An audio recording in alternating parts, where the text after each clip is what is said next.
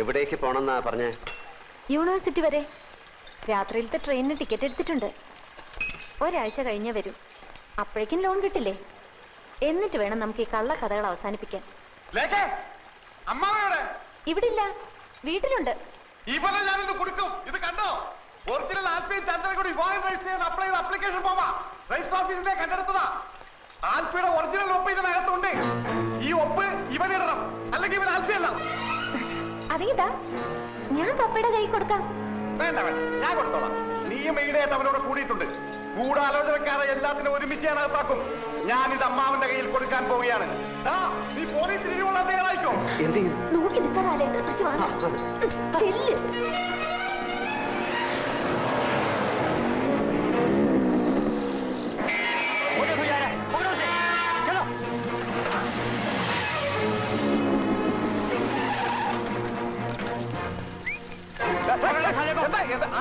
Motorcycle पैसे नहीं मिलेंगे, नहीं छोड़ने वाले।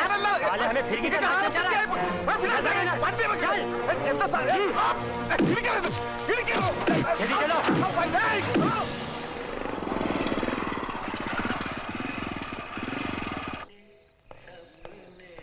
भाई साहब, चिट्ठी।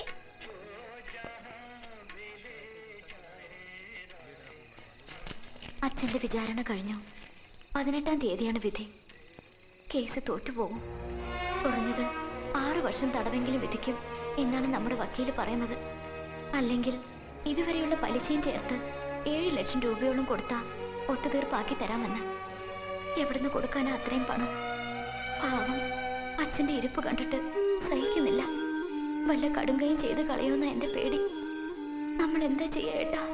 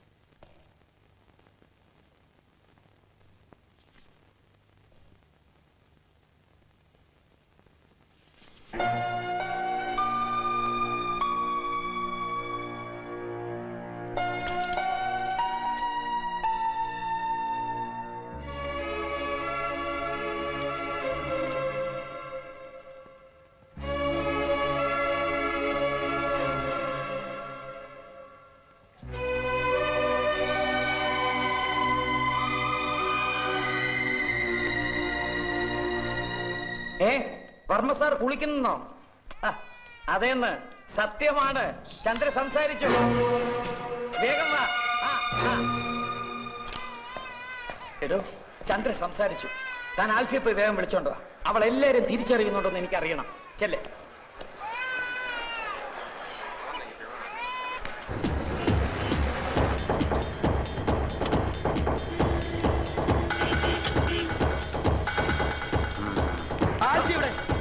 അവിടെ ഉണ്ട്. ഇവിടെ ആരെയും കാണാനില്ല. എവിടെ ആൽഫി? ഇതല്ലേ ആൽഫി? അയ്യോ, പറഞ്ഞതുപോലെ ഇയാൾ തന്നെയാണല്ലോ ആൽഫി. വെളിച്ചത്ത് കയറി വന്നപ്പോ എനിക്ക് പെട്ടെന്ന് കണ്ടുപിടിച്ചില്ല.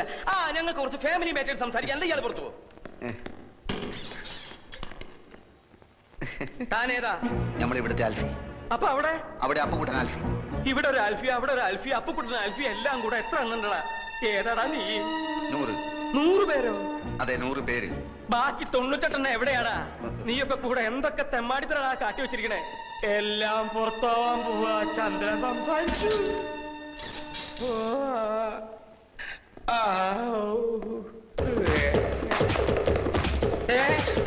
നിന്നെ ഞാൻ വിടില്ല. ഓടിപ്പോണ ആൽഫി എവിടെ?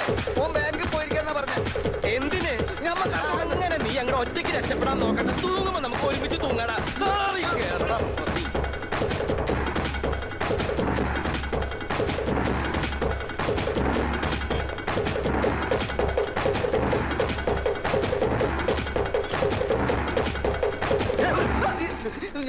ചതിച്ചു അപ്പുകുട്ട, എല്ലാം താറുമാറാവാൻ പോകുന്നു. എന്തു പറ്റി? ചന്ദ്രകുഞ്ഞ് സംസാരിച്ചു. ഇനി എന്ത് ചെയ്യും?